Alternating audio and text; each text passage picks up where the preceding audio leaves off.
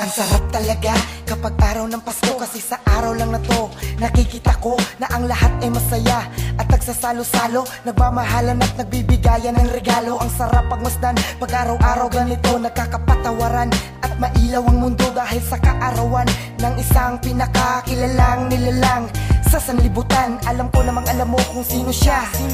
Nagkakamali ka kung naakala mong si Santa. Kung maabot ang saya san man sulok ng mundo, lahat ay nagdidiwang sa araw na ito. Binabalot ang regalo nila ninong at ninang, binabasag ng alkansya, ang iniipon ay binibilang para merong pambili ng damit na bago at para masaya ang araw ng Pasko. Ang sarap talaga kapag araw ng Pasko, kasi naman ang lahat ay masaya sa araw na to. Kapatawaran ang dapat ipairal, kahit kanino man ay dapat ibigay ang pagmamahal.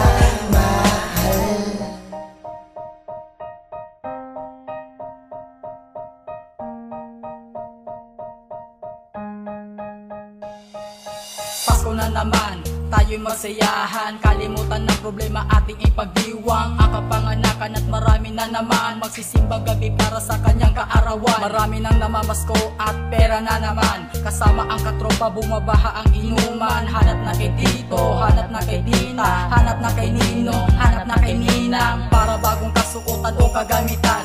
Lumaman o bago basta tanggapin mo yan, dahil galing yan sa puso para sa Kapaskuhan. At pagdating ng 25 may masarap na handa, kaya iwasan ng putukan, baka mayroong matamaan ng turotot ang gamitin para wala kang masaktan. Lumalamig na ang hangin kaya randam ko na, darating na ang Pasko kaya mag-ingay na. Ang sarap talaga kapag araw ng Pasko, kasi naman ang lahat ay masaya sa araw na to. Kapatawaran ang dapat ipairal, kahit kanino man ay dapat ibigay ang pagmamahal.